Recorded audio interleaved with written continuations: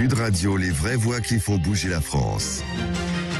Bonsoir à tous chers amis, bienvenue dans les vraies voix qui font bouger la France. À partir de 19h30, parlons vrai avec les entrepreneurs. Vous retrouverez Stéphane Soumier en compagnie de ses deux invités sur Sud Radio et sur Bismart. Mais tout de suite, place aux voix de la politique. Nous sommes lundi soir de 19h à 19h30. Nous allons retrouver Nicolas Corato et Maxime Thiebaud ce soir au programme. Eh bien, un mot qui agite les médias, qui agite surtout le gouvernement et aussi les universitaires. L'islamo-gauchisme brocardé, dénoncé par la ministre Vidal à l'université, qui commande une enquête pour se pencher sur les recherches menées dans ce pays justement. Est-ce que ça existe l'islamo-gauchisme ? Non, répond le CNRS. Oui, assure Jean-Michel Blanquer. On en parle dans un instant sur Sud Radio. Et nous sommes en direct sur Sud Radio avec nos deux invités. Maxime Thiebaud, bonsoir à vous. Bonsoir Jean-Marie. Vous êtes, je le rappelle, docteur en droit, auteur du livre Gilets jaunes vers une démocratie réelle. C'est publié chez VA Presse. Nous sommes également en direct sur Sud Radio en compagnie de Nicolas Corato. Bonsoir à vous Nicolas. Bonsoir Jean-Marie, bonsoir Maxime. Et bienvenue sur Sud Radio. Nicolas. Vous êtes fondateur du think tank Place de la République et auteur du livre Grandes plaidoiries et grands procès, l'art de l'éloquence depuis le XVe siècle. C'est publié chez Heredium. Je le disais, chers amis, un mot agite le monde politique français depuis quelques jours. Islamo-gauchisme, un fait social indubitable, d'après le ministre de l'Éducation Jean-Michel Blanquer. Hier, dans le journal du dimanche, tout a commencé pourtant il y a une semaine. C'était avec sa collègue Vidal sur CNews. On l'écoute. Moi, je pense que l'islamo-gauchisme gangrène la société dans son ensemble et que l'université n'est pas imperméable, l'université fait partie de la société. Elle répondait à une question de Jean-Pierre Elkabbach sous le feu des critiques. Elle commande une enquête au CNRS sur les recherches universitaires menées dans ce pays et elle assume à l'Assemblée nationale. Je vais demander effectivement à ce que l'on fasse un bilan de l'ensemble des recherches qui se déroulent dans notre pays. Est-ce qu'il y a trop de recherches qui succomberaient, comme elle le dit, ou le sous-entend, à l'islamo-gauchisme ou pas ? Le CNRS a accepté l'enquête tout en jugeant que l'islamo-gauchisme, je les cite, n'était pas une réalité scientifique, l'exact contraire de ce qu'a dit le ministre de l'Éducation nationale hier. Alors, est-ce que ça existe ou pas ? Première question, je vous la pose à vous, mon cher Nicolas Corato. Mais pourquoi vous commencez par moi ? Parce que je serais un islamo-gauchiste, c'est ça ? Non, mais pourquoi vous ne le seriez pas ? J'aurais pu la poser à Maxime Thiebaud. Bon, est-ce que ça existe ? C'est quoi ? D'abord, d'où ça vient l'islamo-gauchisme ? C'est d'abord un terme qui malheureusement vient de l'extrême droite et c'est pas le premier terme venant de l'extrême droite que le gouvernement se réapproprie.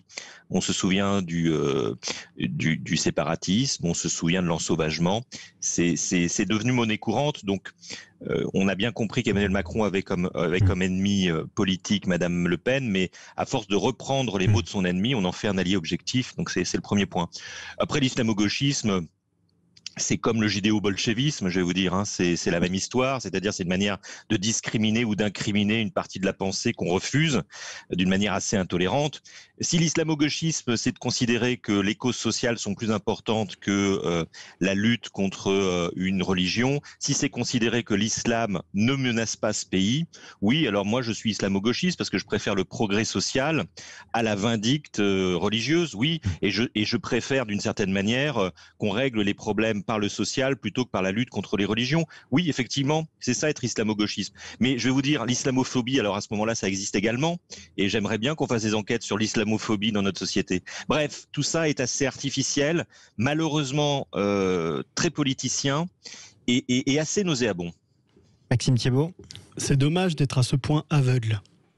C'est-à-dire que certes, il existe une islamophobie, certes, il existe des attaques contre la religion qu'est l'islam, mais il existe dans notre pays une réalité qui est celle que progressivement la gauche a abandonné la lutte des classes pour se consacrer à la lutte des races.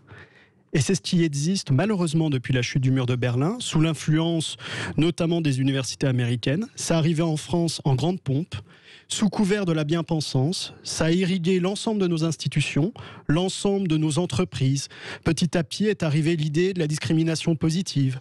Petit à petit est arrivée l'idée que dans notre pays, l'essence précédait l'existence. C'est-à-dire qu'on devait être qualifié par nature pour ce qu'on était, blanc, noir, jaune, peu importe, avant même d'être défini par ce qu'on faisait dans sa vie. On le voit à l'Opéra de Paris, où aujourd'hui, il y a trop de blancs. Donc on va mettre quelqu'un qui va recruter des Noirs. Et progressivement, je finis ma démonstration. J'allais revenir, Nicolas. Progressivement, ce qui s'est passé, c'est qu'on a créé des coupables et des victimes. Et parmi ces victimes, il y a l'islamisme. Et une partie de la gauche, aujourd'hui, parce que l'islamisme est considéré comme une victime, est devenue complètement complice. L'UNEF, en 2013, combattait le fait que dans les universités, certains voulaient que le voile puisse être autorisé. Il l'est. Et non, mais il combattait pour l'interdiction du voile dans les universités.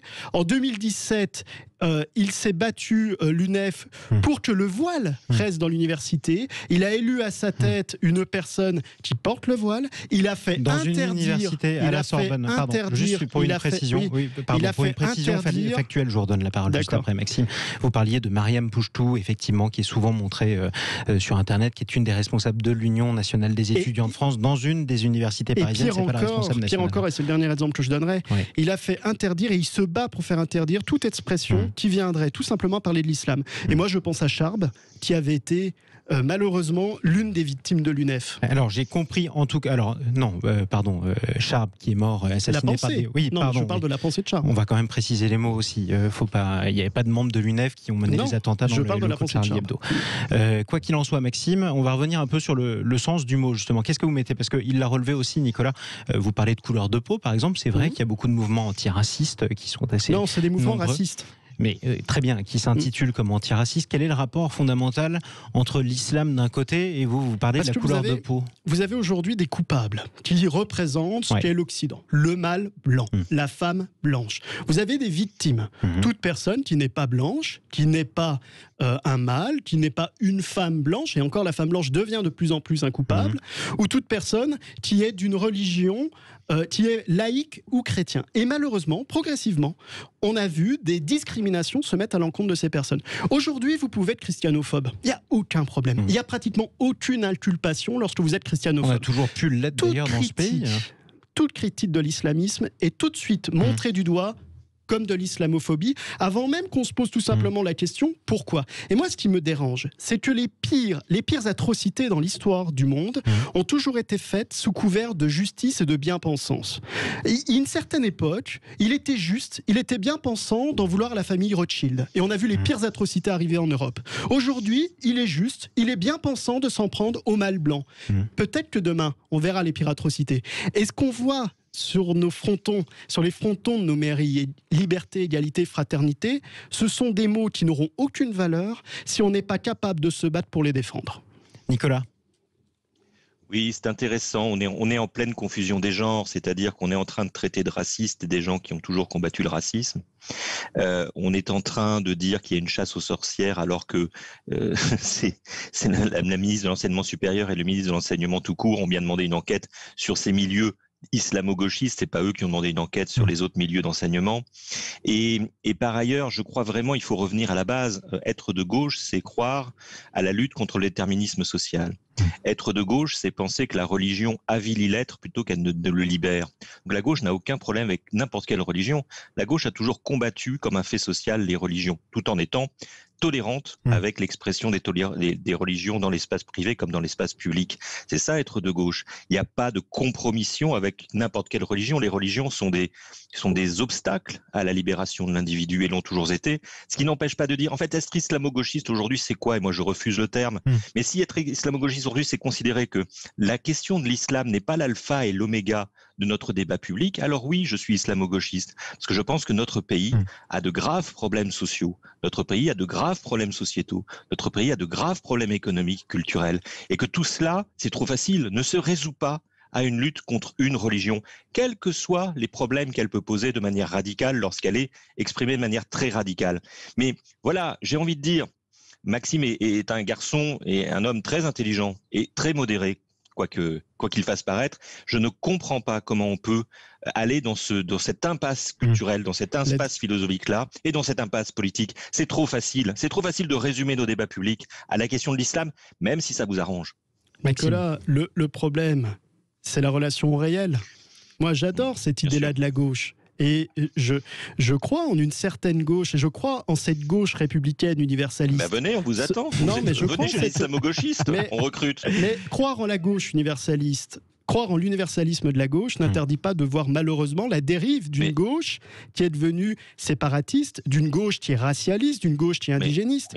Vous ne pouvez pas dire, Nicolas, que vous n'êtes pas séparatiste que l'extrême droite. Hein. Nicolas, vous ne pouvez pas dire que vous n'êtes pas en colère quand vous voyez une partie de la gauche soutenir Black Lives Matter, qui est l'une des formations qui malheureusement a fait énormément de mal aux États-unis. Vous ne pouvez pas dire... Ça, c'est votre point de vue. Et ça, mais pourquoi pas? Vous avez le droit, on a le droit d'en débattre l'un et l'autre. Ceci dit, dans un instant, Maxime, vous me répondrez aussi à cette question que vous a déjà posée Nicolas Corato. Quel est le rapport dans ce cas-là entre l'islam, puisque vous dites islamo-gauchiste, et Black Lives Matter aux États-Unis, où il y a quand même moins de musulmans probablement qu'en France. Et vous m'expliquerez justement comment vous passez de l'un à l'autre. C'est les voies de la politique, justement. On parle d'un terme qui énerve tout le monde, en bien ou en mal d'ailleurs dans ce pays, islamo-gauchiste. Est-ce que ça explique? Est-ce que ça existe ou pas? Est-ce que ça s'explique aussi? On en parle dans un instant avec Maxime Thiebaud et Nicolas Corato. À tout de suite. Sud Radio, les vraies voix qui font bouger la France. Jean-Marie Bordry, les voix de la politique. Les voix de la politique sur Sud Radio avec Maxime Thiebaud, docteur en droit, Nicolas Corato, fondateur du think tank Place de la République. Nous parlons de ce mot utilisé et défendu aussi bien par Madame Vidal que par Jean-Michel Blanquer, l'islamo-gauchisme qui gangrenerait la société, voire même, voire à minima l'université justement. Est-ce que ça existe? Qu'est-ce que c'est? De quoi parle-t-on? On en débat avec Nicolas Corato et avec Maxime Thiebaud. Petite définition malgré tout. On vous posait la question à l'instant, Maxime, du rapport que vous faisiez justement entre Black Lives Matter, c'est-à-dire un mouvement qui défend justement, qui lutte contre les violences policières contre les Noirs aux États-Unis, et l'islam en France. C'est quoi le rapport entre les deux? Pas l'islam, mais l'islamisme. Le rapport, c'est l'intersectionnalité. C'est-à-dire qu'aujourd'hui, on part du principe qu'il y a des dominants de fait et des dominés de fait. Il y a des victimes, il y a des dominants. Le dominant, c'est l'homme blanc. Le dominé, c'est la personne de couleur, le musulman, c'est la femme, c'est toutes ces personnes qui, dans l'histoire, se sont construites ainsi. Et le problème de l'intersectionnalité, c'est quelque chose de global, qui ensuite a différentes branches, notamment l'islamisme, qui s'est servi de l'intersectionnalité, parce que moi, je n'oublie pas que l'islamisme est avant tout un islam politique radical qui a pour ambition de conquérir. Bon. Et il s'est servi de la faiblesse de l'Occident sur l'intersectionnalité pour progressivement se faire des nouveaux alliés qui sont bien pensants, qui considèrent qu'il y a une nouvelle domination d'une race blanche sur l'ensemble des autres races. Alors que, moi, ça me choque complètement. Je ne vois même pas comment on peut réfléchir ainsi, comment on peut concevoir qu'il y a des races. C'est l'intersectionnalité en général. Dans les études intersectionnelles, il y a beaucoup d'études qui se penchent sur le genre, qui se penchent sur l'homosexualité, qui se penchent sur la transsexualité. Non mais que ce soit bien ou mauvais, c'est pas mon sujet, c'est pas à moi de dire. Pardon Maxime. Quel est le rapport entre un salafiste et un militant dans ce cas-là LGBT? Non mais qu'on étudie en tant qu'universitaire. L'universitaire, il fait jouer des thèses. Il essaie de trouver le réel en fonction de différentes thèses. Le problème aujourd'hui qu'on a à l'université, c'est qu'ils ne font plus jouer des thèses. Ils défendent une doctrine. Toute l'université? Non, mais une partie. Et c'est ce que Madame Vidal, de manière un peu cavalière et je pense pas très juste, a défini d'islamo-gauchisme. Mais le problème est plus global. Quand par exemple l'Opéra de Paris vient dire il y a trop de mâles blancs, c'est une des dérives. Mais non, il n'y a pas trop de mâles blancs, ou de femmes blanches. Le problème, c'est pas celui-ci. Le problème, c'est la méritocratie. C'est comment on arrive à faire élever des gens par rapport à ce qu'ils arrivent à créer, donner par les mêmes rapport à leur chances à tout le monde. En tout Mais cas, c'est ça l'égalité des chances. L'égalité des chances, c'est pas une obligation de résultat. L'égalité des chances, c'est une obligation de moyens. Il y a malheureusement beaucoup de confusion et moi je sens quand même un mouvement très réactionnaire qui voudrait nous expliquer que demain, toute personne qui invoquera le racisme sera un extrémiste ou quelqu'un de proche des islamistes radicaux. C'est quand même assez grave ce que vous êtes en train de propager comme doxa, parce que pour le coup, la loi majoritaire, la majorité d'idées, la majorité culturelle, c'est vous qui l'avez, Maxime. C'est pas nous sur le sujet. Mais non, pardon, mais cette idée que les islamo-gauchistes, qu'à partir du moment où on défend l'antiracisme, on serait nécessairement un militant islamiste, me choque. Je voudrais vous parler de l'Opéra de Paris, parce que c'est intéressant sur la déformation du réel. Vous m'avez tout à l'heure invoqué ma propension à déformer le réel. J'invoque la vôtre. À l'Opéra de Paris, le problème, c'est pas qu'il y ait plus de mâles blancs. L'Opéra de Paris voulait revenir sur un procédé culturel qui a lieu depuis des siècles, qui est le procédé du négrillon. C'est-à-dire qu'à l'Opéra de Paris, sur les planches, lorsqu'un rôle de noir est joué, on prend une personne blanche et on la peint en noir, on la maquille en noir pour jouer le rôle. Et effectivement, aujourd'hui, cette méthode, qui est une tradition, peut-être artistique, peut-être culturelle, est remise en cause. Et après tout, que le débat naisse sur ce sujet, 2 pieds dans le moi, piège. ça ne me choque Bravo, absolument pas. Nicolas. Ça ne me choque absolument Vous prenez pas. toutes les thèses racialistes. Mais pourquoi pas que je vous dise qu'une fois, Parce que vous êtes complaisant, Nicolas. je comprends que des personnes noires s'émeuvent effectivement, parce que vous savez, elles ont le droit d'aller à l'opéra aussi. Vous savez, on a le droit d'aller à l'opéra quand on est noir.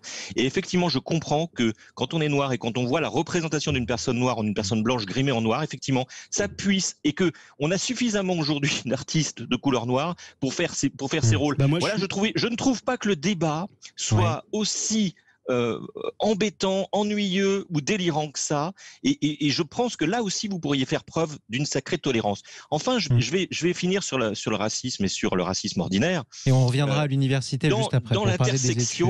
Dans les études intersectionnelles, personne ne propose de changer les prénoms de Jules, Julien ou Nicolas en Mohamed, Sophia ou je ne sais quoi. En revanche, j'ai pas entendu la même chose d'un certain intellectuel qui ne se définit pas comme islamo-gauchiste, mais qui a à peu près les mêmes idées. Donc voilà, encore une fois, si vous considérez que le racisme n'existe pas, effectivement, je suis un islamo-gauchiste. Maxime Thiebaut. Le racisme existe. Mais moi, j'aurais préféré entendre une émotion. Mais notamment... je l'ai pas entendu, Maxime. Vous considérez que le racisme existe en France ou pas? Alors, j'ai pas compris. Le racisme existe. Le racisme existe en France ou pas? Ah oui, il existe aujourd'hui le racisme. Et c'est un problème de société. Moi, je l'ai vu le racisme. Je l'ai vu quand je suis allé devant le tribunal judiciaire en mai 2020 pour une manifestation de Madame Traoré. Je suis allé à cette manifestation et que j'ai vu malheureusement des gens s'en prendre à des CRS de couleur noire traités comme traîtres parce qu'ils servaient dans la police de la République. Parfait. Voilà. Et ça, c'est du racisme. C'est une image d'ailleurs. Je suis comme vous, je trouve ça tout aussi scandaleux. Mais le racisme en général, ça vous parle également. Voilà. Il vous est plus facile. Est-ce que le racisme répondez à cette question qu'on puisse répondez à cette question qu'on puisse aussi avancer. Y a-t-il du racisme en France? Allez-y. Bien sûr qu'il y a du racisme en France. Il y a du racisme dans les banlieues. Il y a du moi, le racisme, je l'ai vécu au collège. J'étais dans un collège ZEP où il y avait 60% de jeunes issus de l'immigration et je l'ai vécu le racisme. Vous êtes en train de dire, pardon. Je l'ai vécu le racisme. Et vous parlez de votre expérience personnelle. Mais oui, je parle de mon expérience. Est-ce que c'est le seul racisme qui existe? Non, il y a un racisme dans tous les sens. Le problème, c'est que par bien-pensance, on ne doit s'attaquer qu'à un racisme et non pas à l'ensemble. Moi, je suis un universaliste. Je m'en fous de la couleur de peau. Je m'en fous complètement. Je ne vois que le mérite. Je ne vois que le travail. Je ne vois que la réussite. Le reste, je m'en fiche. J'ai un ami qui a réussi l'un des plus beaux concours, celui des tribunaux administratifs et des cours administratifs d'appel. Il est noir. Et il n'a pas réussi parce qu'il est noir. Donc vous avez des avis noirs. Il a réussi parce que c'est le meilleur dans son domaine. Et personne ne le juge ainsi. Et pourtant, l'administration viendra se permettre demain de dire il y a de la diversité en le qualifiant de noir, alors que lui n'a jamais voulu réussir pour sa couleur, mais pour son mérite. Et ça, j'en voudrais éternellement à cette administration qui participe à l'intersectionnalité, qui participe à la discrimination positive, en ne comprenant pas qu'il ne faut surtout pas tomber dans ce jeu sadique qui fait malheureusement le meilleur allié de nos pires ennemis. Et je pense à la Ligue de défense noire, je pense à Black Lives Matter, je pense à ces gens-là. J'aimerais juste pas un projet de société sur des exemples personnels, Maxime. Moi, non, mais c'est facile de dire des généralités. Je vous parle d'égalité des chances. Mais c'est pas des généralités.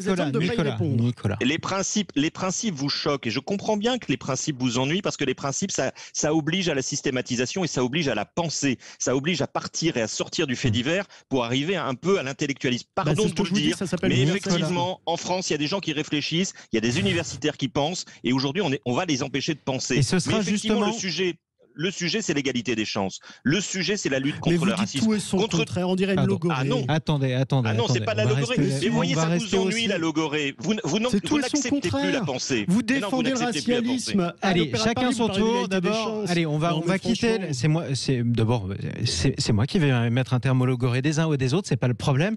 J'aimerais qu'on parle de l'université parce que c'était le point de départ malgré tout du débat qui nous occupe ce soir, Nicolas Corato et Maxime Thiebaut. On parlait justement des recherches. Une enquête est demandée au CNRS sur les recherches. Un principe a été invoqué par beaucoup d'universitaires ou de proches d'universitaires, notamment sur les réseaux sociaux, c'est celui qu'on appelle la liberté académique. Quoi que trouve ou découvre cette enquête, est-ce que c'est au gouvernement de choisir ce sur quoi les chercheurs se penchent. Nicolas d'abord, Maxime ensuite. Il y a un principe d'indépendance et de liberté des recherches. Après, si on considère que les universités sont infestées d'affreux gauchistes, il appartient aux uns et aux autres d'y mettre fin, si ça leur plaît, s'ils tentent une opération antidémocratique. Mais aujourd'hui, la réalité, bien sûr, la liberté des recherches, dans un cadre qui est fixé aussi par ceux qui donnent les financements, qui sont l'État et les collectivités locales. Mais bien entendu, aujourd'hui, la liberté académique, elle doit jouer à plein, dans tous les sens du terme, dans le respect de la loi, dans le respect de l'ordre public, mais tout ça est très cadré. Et aujourd'hui, je pense que la recherche est libre dans ce pays, heureusement, n'en déplaise à certains membres du gouvernement. Maxime ? Bien sûr que je suis attaché à la liberté de la recherche, mais bien sûr. Mais il ne faut surtout pas passer par l'interdiction pour combattre une dérive. C'est-à-dire qu'il faut passer par les idées. Et le problème aujourd'hui, c'est qu'on ne passe pas par les idées. Parce qu'à partir du moment où on les sort, on le voit ce soir, on est tout de suite attaqué de sortir des éléments sans aller vers le principe. Moi, j'ai un ami qui va passer l'agrégation. Il est souverainiste. Et il m'a très clairement dit, mon directeur de thèse m'a dit « tais-toi, arrête d'écrire sur les réseaux sociaux tant que t'as pas la grègue, parce que l'université ne regardera pas ton mérite, mais regardera ton apparence. Et si tu es sur des idées qu'on peut assimiler à celles de Madame Le Pen, tu ne seras pas agrégé. » Et il est là le problème aujourd'hui, c'est-à-dire que on peut dire tout ce qu'on veut. Moi, j'ai été dans l'université, j'ai fait de la recherche dans l'université. On voit très bien que malheureusement, vous avez des prix, vous avez des laboratoires, vous avez des schémas de pensée qui vous permettent pas de penser de manière libre. En tout cas, vous êtes bien docteur en droit, Maxime. Vous l'avez que ça fonctionne. Parce que je me suis battu, j'ai travaillé. Et vous avez réussi.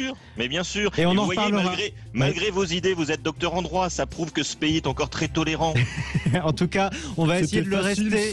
On va toujours essayer de le rester tolérant sur Sud Radio. C'est aussi pour ça que vous n'êtes pas d'accord et que malgré tout, on continuera à vous faire débattre l'un et l'autre. Merci à vous, Maxime Thiebaut, d'être intervenu ce soir. On l'a dit, docteur en droit, auteur de ce livre Gilets jaunes vers une démocratie réelle chez VA Presse. Merci à vous, Nicolas Corato, directeur du think tank Place de la République, auteur de ce livre Grandes plaidoiries et grands procès, publié chez Iridium. La suite des vraies voix qui font bouger la France. Parlons vrai avec les entrepreneurs. C'est tout de suite sur Sud Radio et sur Bismart en compagnie de Stéphane Soumier.